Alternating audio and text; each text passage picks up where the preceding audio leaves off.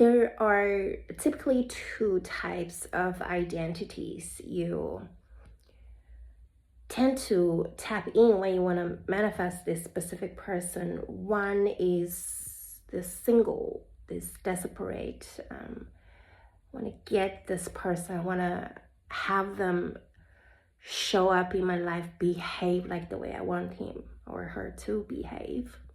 So it's control, which is totally identified with the mind.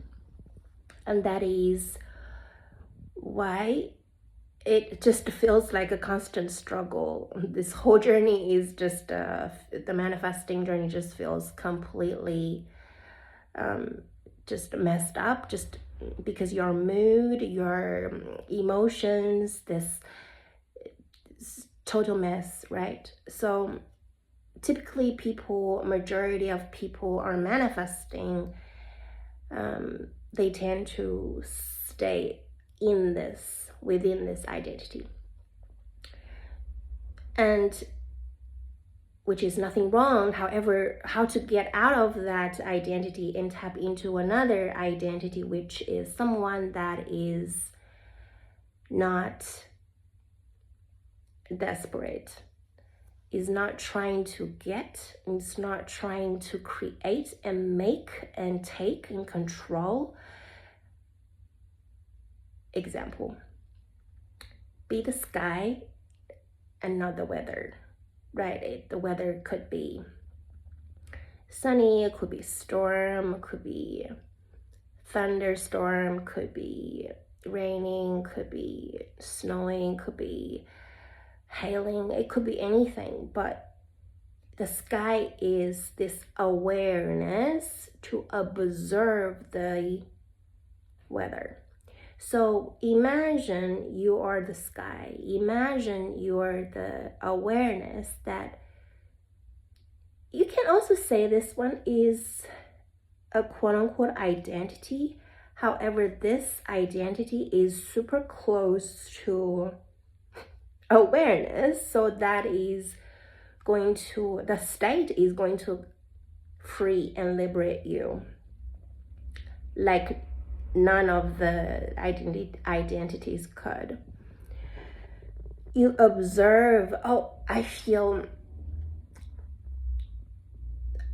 I'm so desperate. I want to grasp. I want to hold on to this person. I want to perceive this person is my one and only, and I'll never have another person in my life like they are.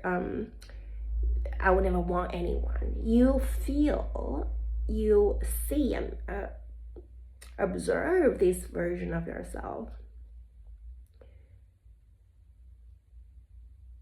and be aware of that is the mind talking, that is the weather. That is not, this awareness is observing. That is not the sky that is observing or quote unquote experiencing. Because if you choose to, then you can experience sunny days or rainy days if you choose to.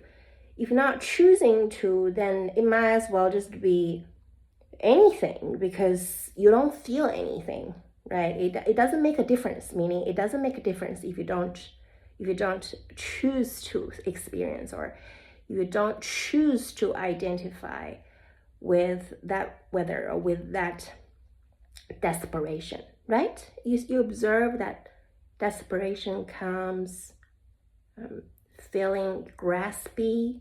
That's okay. If it's normal, isn't it? You want to get something, you want to, the feeling of grasping, the feeling of desperation's got to come up, because that is within these categories of desiring and wanting and not wish fulfilled state. Observe, right? Observe. I'll give you another example. When a mother is having this child, maybe a toddler or a baby that's screaming in front of her, she can choose to experience a quote-unquote tantrum throwing child, or she can be like, I'm observing my child to behave this way. I'm not going to cry with them. I'm not going to be emotional with them. I'm not going to scold or yell, or I'm going to observe. This is my child's dysregulation. They need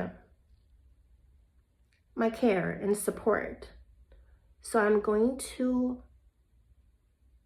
respond from a rather calm place that is not identified with the current quote-unquote show, quote-unquote experience, because the mother is not choosing to experience.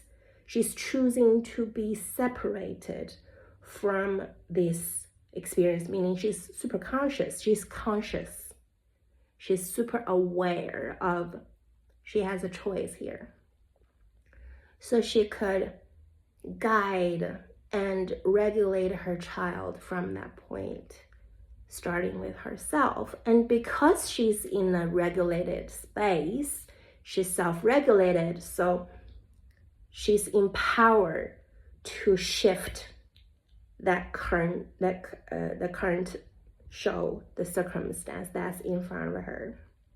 So this is how you literally have a choice. And why it doesn't feel like you have a choice, because almost 100% of the time of the day you're not conscious of this choice. You're not conscious of this choice. You're not conscious of this awareness that you actually are, and we actually are. So that is why the struggle just feels like endless.